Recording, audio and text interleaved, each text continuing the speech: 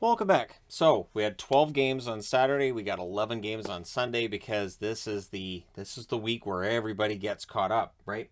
So April ended up being really stuffed with games when all those games were canceled and moved around in December and January, and here we are.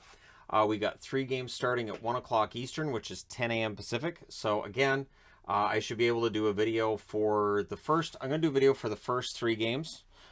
This one I will save for the other games because there's only a 3-hour difference between this start time and all of these getting going. So I'm better off to do this one with the other evening games and just do the 3 matinee games before that. So then it's an 8-game video to end out the night. So yeah, there you go. All right, starting off with Detroit in against the New Jersey Devils. Everybody's going to be really excited about this one. So, again, 1 o'clock Eastern, 10 a.m. Pacific. The Detroit Red Wings are 30, 39, and 10. Their last 10 games, they're 4, 5, and 1. They've lost 2 in a row. They currently sit 25th in the overall standings. That's from the National Hockey League. So, anybody looking at this and going, oh, he's giving up the power rankings. Nope. It's just where they're in the overall standings. New Jersey, 27, 43, and 8 in the last 10 games. They're 3, 5, and 2. They did have an extra time loss against Carolina. I like New Jersey's chances because that one had to hurt, and so they should be motivated tomorrow. They currently sit 28th overall in the NHL. These teams meet again in New Jersey on April 29th to close out the season. Also at 1 p.m. Eastern, 10 a.m. Pacific, the Carolina Hurricanes and the New York Islanders meet for the third and final time. Carolina trying to win the division. They beat the Islanders October 14th by a score of 6-3. On April 8th, it was 2-1 win for the Islanders. So Carolina's 51, 20, and 8. Their last 10 games are 6-4. They have won 3 in a row. They are third overall in the standings. On the Islanders side, they're 35, 33, and 10. Their last 10 games, they're 3, 6, and 1. They've lost 2 in a row. It's starting to fall apart again. But again, once you're mathematically eliminated, that motivation can drop. They are 20th overall in the standings. 1 p.m. Eastern, 10 a.m. Pacific start time as well for the Oilers in against Columbus. On December 16th, the Oilers won this meeting in Edmonton 5-2. Columbus will be looking to get back to NHL 500 with a win over Edmonton. Edmonton's 46, 26, and 6 over their last 10 games. They're 8-1 and 1. They've won 4 in a row. They are 13th in the overall standings. On the Columbus side, they're 35, 36, and 7. Last 10 games, they're 3, 5, and 2. They did have a loss in extra time in their last game. They are 21st in the overall standings and, of course, out of the playoff contention. 4 p.m. Eastern, 1 p.m. Pacific. So, again, this is 3 hours after these get started. But in between the first and second period of this game, I should be able to review those 3. Pittsburgh's won all 3 meetings with Philadelphia this year. Yep.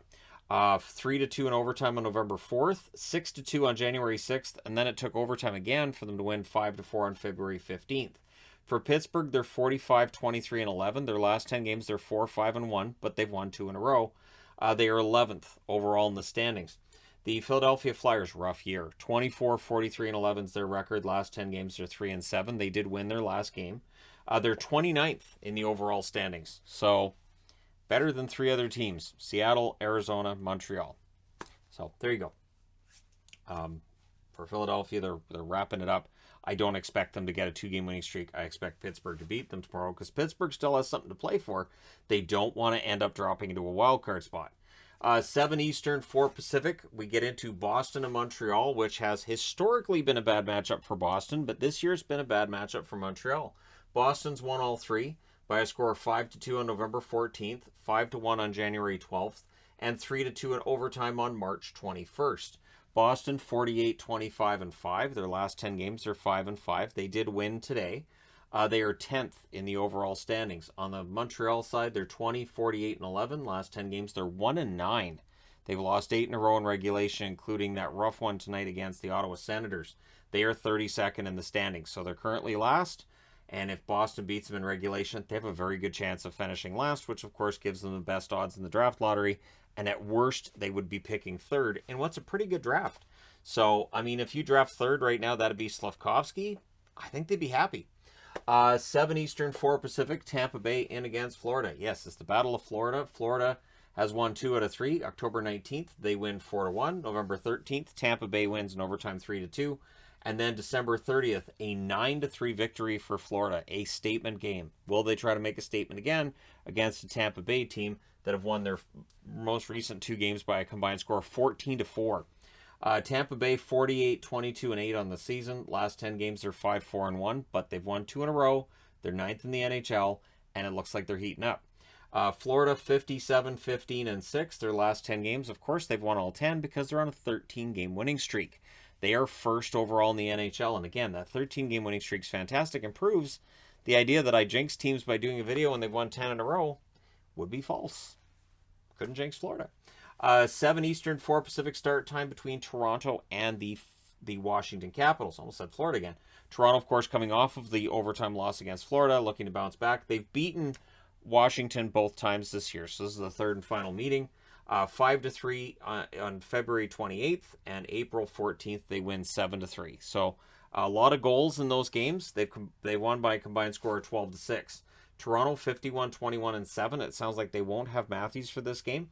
Last 10 games they're 6-2-2. They lost tonight, of course, in overtime against Florida. They are 4th in the overall standings. On the Washington side, they're 44, 23, and 11. Their last 10 games are 7-2-1. They won their last game. They are 12th in the overall standings. So Washington, they want to move up, and they're 2 points back of Pittsburgh. They've got that one game in hand on Pittsburgh, which means they're really busy this week. So that's the thing with having a game in hand at this point. That means you're pretty busy this week. 7 Eastern, 4 Pacific start time as well for the Colorado Avalanche and the Winnipeg Jets. Colorado's won all 3, including the 7-1 win on January 6th. Thus, the no mercy magnet right there. February 25th, they win 6-3. April 8th, they won 5-4 in overtime. So I remember that game because Winnipeg really needed 2 points there, not 1. Colorado 55, 17, and 6. Their last 10 games are 7-3. They've lost 3 in a row. And again, I don't think this means that they're going to flame out in the playoffs. I really think they're pacing themselves. They're 2nd overall in the standings, and I don't think they're overly worried. They're 4 points back of Florida. I don't think they care. I think this is all about what you do in the playoffs rather than the President's Trophy. For Winnipeg, they're 35, 32, and 11. Their last 10 games, they've really bottomed out. 2-7-1. They've lost 4 in a row. They are 19th in the overall standings. Then at 8 o'clock Eastern, 5 Pacific, the Minnesota Wild in against Nashville. Nashville's won all 3 meetings, which is fascinating considering Minnesota's ahead of them by a lot. They're 50, 21, and 7. Last 10 games, they're 7-1-2. They've won 4 in a row. They're 7th overall. But Nashville won October 24th by a score of 5-2, March 13th by a score of 6-2, April 5th by a score of 6-2. So they've beaten Minnesota by a combined score of 17-6 over 3 games. No mercy magnet, but it feels like there should be. Nashville, 44, 29, and 5 is their overall record. Last 10 games are 5-4-1. They're coming off of that rough loss against Tampa tonight, and they're 15th in the overall standings. 8:30 Eastern, 5:30 Pacific start time between St. Louis and Anaheim. St. Louis almost gave it away against Arizona. They didn't, but they almost did. And Anaheim's won both meetings, so St. Louis had better show up on time. Anaheim might still be fired up from all the punching that went on in that game against LA tonight. Anaheim won November 7th, 4-1. December 12th, they won 3-2 in overtime. For St. Louis, they're 48, 20, and 11 overall. Last 10 games, they're 9-0-1. They've won 2 in a row. They are 8th in the overall standings. On the Anaheim side, they're 30, 35, and 14. Last 10 games, they're 3-5-2. They've lost 2 in a row, and they're 23rd in the overall standings. And then the last game of the night, I hope this is a good one because it closes out the night.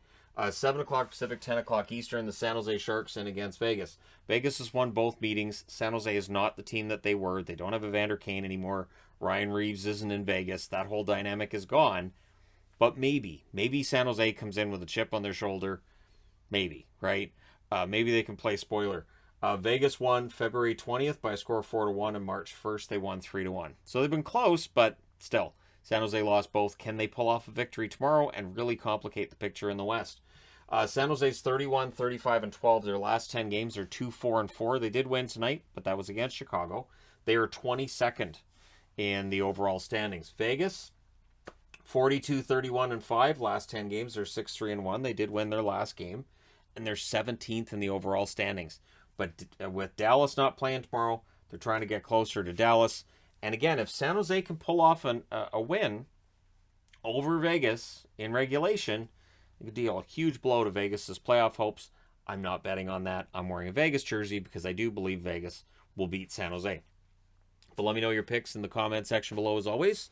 Don't forget to hit like and subscribe if you're browsing your way through. You just happened upon this video. Thank you guys so much for watching, for all your support. I will talk to you again soon.